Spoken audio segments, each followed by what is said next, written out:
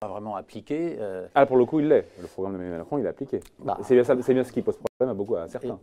Et aussi, encore faut-il qu'il soit bien préparé, ce qui sans doute n'a pas été le cas, par exemple, sur la taxe d'habitation, mais qui a été un peu improvisée, et on voit bien que là, c'est pire que le sparadrap du capitaine Haddock pour Emmanuel Macron. Bruno Le Maire qui est encore en train de rétropédaler aujourd'hui sur la taxe d'habitation, sur les 20% des Français les plus riches, qui aurait pu être maintenu, finalement supprimé, et on ne sait plus. On ne sait plus tellement. Et donc pour vous, le fait de faire voter les Français, encore une fois, sur les questions économiques, c'est une... Sur tous les sujets. Moi, je ne vois pas pourquoi est-ce que, au niveau économique ou au niveau sociétal ou social, pourquoi pas. Les Suisses le font. Alors on va dire, oui, d'accord, mais la Suisse est un petit pays, ils sont différents de nous, on est des dingues. C'est vrai. Mais d'abord, comment ça c'est vrai? Comment ça c'est vrai? Non, mais c'est vrai qu'on est un petit peu bizarre. En France, on ne sait pas, atteindre un consensus comme dans certaines démocraties apaisées comme la Suisse. La Suisse, rappelez-vous les questions qui ont été posées lors des votations citoyennes. On leur a demandé s'ils étaient pour ou contre le revenu universel. Contre. Contre. Le passage de 4 à 6 semaines des congés payés. Contre. Quelle maturité économique. Ouais, voilà. Limitation des salaires des patrons à 12 fois le salaire minimum dans une entreprise. Pour ou contre? Contre. Voilà. Est-ce que vous pensez vraiment, Charles Becbédé, qu'on aurait eu les mêmes résultats en France, honnêtement? On n'aurait peut-être pas eu les mêmes résultats, mais c'est bien de donner la parole aux citoyens, de le faire au niveau régional d'abord. Suite à imaginez, une pétition, une région, c'est à peu près 4-5 millions d'habitants. On fait une pétition. Si 100 000 personnes majeures disent oui, ce sujet est intéressant, ça mérite qu'on pose la question à tous les habitants de la région, on vote. Si c'est oui, à ce moment-là, éventuellement, on le passe au niveau national. Avec un filtre régional. Oui, c'est juste. Non, pardon, si le résultat est positif. Si le résultat est positif, en fait, c'est une espèce de proposition de loi citoyenne. Oui, qui est validée au niveau de la région. Et qui d'ailleurs est soumise en dernier recours au Parlement. Ensuite, on le propose au niveau national. C'est ce qui se passe en Suisse, hein, parce que les votations, elles sont d'abord au niveau cantonal. Parce que, encore une fois, là je parle à l'entrepreneur, Charles Becbédé.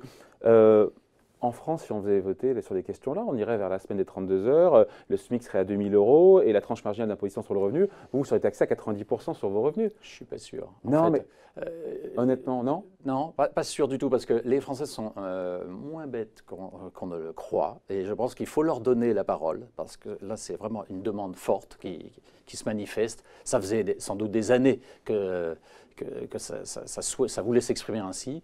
Et là, non. Alors bien sûr, il y aura peut-être de temps en temps des questions un peu saugrenues qui seront posées et les réponses pourront nous surprendre. Mais si vous faites un système à 2 étages, vous évitez sans doute oui, on finisse par travailler tous 25 heures par semaine. Les Français ne sont pas idiots, ils savent très bien que ce n'est pas possible. Gagner plus, c'est pas possible. Je pense que Macron il faut revenir à ça. Ah oui. Mais plus de services publics et moins d'impôts, travailler moins et gagner plus, c'est pas possible, ça faut quand même l'expliquer. Oui, mais c'est dans votre rôle aussi d'expliquer. Mais la France est le pays qui a le plus de prélèvements obligatoires de l'ensemble de l'OCDE par rapport à l'activité. Donc ça veut dire que l'activité d'ailleurs est déprimée, notre PIB est sous-évalué, on devrait être à 3 000 milliards d'euros en fait. La France a une croissance potentielle très importante. Elle ne peut pas s'exprimer parce que nous avons ces prélèvements obligatoires. Donc il faut les baisser, il faut qu'ils prennent l'ascenseur, et puis les dépenses publiques aussi. Mais ça, bien sûr, lors d'une votation citoyenne, baisser la dépense publique, je ne suis pas sûr qu'il y ait une majorité de Français. Baisser les impôts, sans problème. Oui. C'est le vrai problème français. Et c'est dommage qu'Emmanuel Macron, sitôt élu, n'ait pas eu le courage de baisser beaucoup plus les impôts en essayant de négocier cela avec Angela Merkel. Mais elle lui a tout de suite dit, Emmanuel, kein déficit et pas de baisse d'impôts. À part l'ISF et le PFU, mais qui est 5 ou 6 milliards d'euros. Ça ne suffit pas. Moi, je vous parle d'une vraie baisse d'impôts de 50-100 milliards d'euros par an. Gagé sur quoi? Mais gagé sur le fait que si, enfin, on redonne de l'oxygène aux entreprises françaises, qu'elles redeviennent compétitives, elles ont à ce moment-là une croissance qui fera que le PIB va retrouver des taux de croissance de 2, 3, voire 4%. Cela est possible. Les États-Unis ont connu une croissance de 4% récemment. Vous préconisez quelque part une politique de l'offre poussée à fond. Une politique de l'offre, mais par la baisse des prélèvements obligatoires. C'est parce que dans les Gilets jaunes, hein. Les Gilets jaunes, ils ne nous parlent pas de politique de l'offre, de compétitivité, de déficit. Mais ils demandent à la baisse d'impôts. Ça, ils l'ont compris. Parce qu'ils savent très bien que c'est plus possible. Mais gagé sur quoi? Gagé sur une baisse de la dépense publique. Sur une croissance qui, naturellement, va être redynamisée et permettre de générer des recettes publiques qui permettent de financer la baisse des prélèvements obligatoires que vous avez fait préalablement. Ouais. Ce qui est sûr, c'est qu'associer les Français à la conduite de la politique économique d'un gouvernement, les consulter, encore une fois. Enfin, on se dit qu'on ne peut pas réformer sans le consentement des Français. C'est ça que aussi prouve cette crise, quelque part, et qu'on ne réforme pas contre les Français. Il y a eu aussi, il faut le reconnaître, une élection un peu étrange en 2017, puisque le candidat de la droite de gouvernement, de la droite et du centre, modéré, a été éliminé sans même qu'on puisse débattre finalement de son programme. Ça c'est quelque chose qui fait que le président actuel ne peut pas non plus se réclamer d'une élection si majoritaire que ça, et il n'y a pas eu un énorme consensus sur son élection. Donc une votation citoyenne sur les questions économiques, oui, mais avec un filtre derrière, enfin qui servirait de filtre. Un filtre à deux niveaux, donc régional, on peut même imaginer qu'on fait une votation dans une région, ensuite on propose peut-être 2 autres régions, pourquoi pas des régions qui jouxtent la première région, et puis ensuite, si à chaque fois le scrutin est favorable à la question qui a été posée, on passe au niveau national. Voilà. Moi, parce que sinon, il ne faut pas non plus sinon on ne va pas se retrouver à voter tous les week-ends. Mais avec des députés qui ont le dernier mot au final, avec un Parlement qui a le dernier mot. Ah non, le référendum est une façon de court-circuiter le Parlement, mais ça, c'est normal.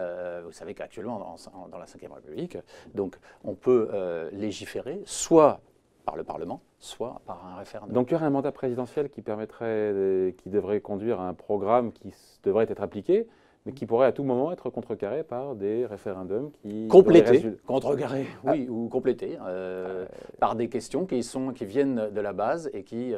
cela dit, les Français sont cohérents. Théoriquement, s'ils élisent un président de la République sur un programme clair et qu'il n'y a pas eu une élection un peu tronquée, comme cela a été le cas malheureusement en 2017, il n'y a pas de raison qu'ils passent leur temps à poser des questions qui n'ont rien à voir avec ceux pour qui ils ont voté. Ça vous surprend, vous en tout cas, le gouvernement semble surpris par la longévité et la radicalisation des Gilets jaunes aujourd'hui, du mouvement. Moi, je ne suis pas surpris parce qu'il y a une vraie colère. Beaucoup de Français n'y arrivent plus. Et puis, au-delà du pouvoir d'achat et de la problématique des impôts, il y a eu aussi, je pense, c'est un peu une crise aussi contre l'hypocrisie des élites. Depuis trop longtemps, des élites gouvernementales ou parisiennes ou médiatiques imposent une certaine façon de penser au peuple. Et ça, c'est intolérable. Surtout que quand ces élites prennent des postures de bien-pensance en leur disant « voilà ce qui est bien, voilà ce qui est mal ». Et ça aussi, c'est dans cette révolte des Gilets jaunes. C'est aussi ce que vous proposez quelque part, quand il faut baisser les impôts en baissant la dépense publique. C'est bien ce que... Le programme, c'est bien la doxa libérale qui est dans l'air du temps. Bon, je n'aime pas évidemment toute cette violence récemment exprimée par certains Gilets jaunes et certains aussi groupuscules qui se joignent à eux pour on ne sait quoi. Mais je pense que, bien sûr, au départ, cette colère contre les impôts délirants, sur le fait qu'on ne peut plus vivre décemment en France, ça faisait longtemps qu'elle couvait, et là, elle s'est exprimée, et donc il faut la traiter. 10 milliards d'euros ont été distribués par le chef de l'État avant Noël. Pour ceux qui en ont le plus besoin, il faut aller encore plus loin, parce que derrière, c'est le déficit qui va... Je pense qu'il faut aller... À supposer que la question du déficit intéresse les gens. Je vous dis, donc, mon idée, enfin, je ne suis pas le seul à le proclamer, c'est on a besoin d'une grosse baisse d'impôts, notamment sur les entreprises, sur les impôts de production. Vous savez, on a des impôts de production, c'est 80 milliards par an. Ouais. Nos voisins allemands n'ont pas cela. Pour la production, il faut rappeler que ce sont les impôts qui sont payés par les entreprises, les taxes, avant même qu'elles gagnent 1 centime. Exactement. C'est en général sur le chiffre d'affaires ou sur les actifs. Et donc, ça il faut s'en débarrasser parce que nos entreprises ne peuvent pas être compétitives. Les Gilets jaunes n'ont jamais parlé des impôts à la production. On est d'accord. Ça n'a pas échappé. Non, mais encore que je pense que certains savent très bien ce que c'est. Parce qu'il y a beaucoup d'entrepreneurs aussi. Il y a des artisans, des petits commerçants. Ils savent ce que c'est que la CS3E et d'autres taxes tout à fait pernicieuses. La C3S. Il a rebaptisé la CS3E. Voilà, et pardon. Mais on s'y perd dans tous ces acronymes. Et donc non, on a besoin de faire quelque chose sur ces prélèvements obligatoires qui empêchent les entreprises françaises d'autofinancer leur croissance, d'essayer d'innover, d'aller à l'international. Vous savez, le taux de rentabilité des entreprises françaises, en moyenne, des sociétés non financières, c'est 30%. En Allemagne, c'est 45%. En Italie, c'est 40%. C'est-à-dire qu'on monte souvent du doigt l'Italie, mais en fait, nos entreprises françaises sont beaucoup moins compétitives, donc elles ne peuvent pas financer leurs investissements. Mais toutes les mesures que vous préconisez ne sont pas celles du tout des gilets jaunes, pardon. Hein, vous dites oui, ils ont raison, etc. Je ne suis pas gilet jaune, mais je dis que si on veut s'en sortir, si on veut faire en sorte que la France redevienne un grand pays et que économiquement ça aille bien, et qu'on sorte de la spirale infernale impôts, chômage, déficit, dette, il faut baisser massivement les prélèvements obligatoires, notamment sur les entreprises, et faire en sorte que ensuite... Pas de pouvoir d'achat, on donne rien oui, je pense qu'il faudrait faire, si on faisait 100 milliards par an, on ferait 80 milliards sur les entreprises, 20 milliards sur les ménages, parce qu'il y a trop d'impôts aussi sur les... c'est toujours 20 milliards, c'est pas rien. Et puis, bien répartis. Attention que les entreprises, que ces 80 milliards... de cadeaux aux entreprises, justement, ne soit pas un cadeau, ce soit un engagement à investir dans le futur, qu'à ce moment-là, vous avez une croissance... Vous conditionnez les baisses... Conditionnez à des investissements.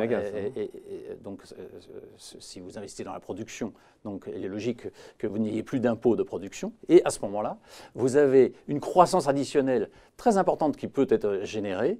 Et à ce moment-là, ceci génère des recettes fiscales en excédent qui peuvent financer la baisse d'impôts que vous avez observée au début. Bon, cette crise des gilets jaunes, quand on voit aujourd'hui, c'est quoi? C'est 50 000 salariés qui sont en chômage technique. C'est une croissance qui est revue régulièrement à la baisse. C'est une réputation touristique et même au-delà touristique qui s'est vraiment écornée, alors qu'il y a un gros travail de fond qui a été fait par le président Macron suite à son élection. Ça va finir par nous coûter cher. Il faut qu'on en sorte vite, parce qu'en effet, c'est tous les secteurs. Vous qui voyagez, vous voyagez beaucoup, Charles Becbédé. Je vois bien aussi que les compagnies aériennes souffrent. En effet, vous parliez du tourisme, bien sûr le commerce. On est un pays où on a des grandes marques qui sont vendues dans le monde entier et leur image peut être écornée. Donc il faut absolument sortir vite. On ne peut pas traîner encore ça pendant 1 ou 2 mois. Bon, l'avenir nous le dira en tout cas. Merci d'avoir été avec nous, Merci Charles Becbédé, donc entrepreneur et élu de Paris, qui était l'invité de la grande interview en direct sur Boursorama. Merci. Merci.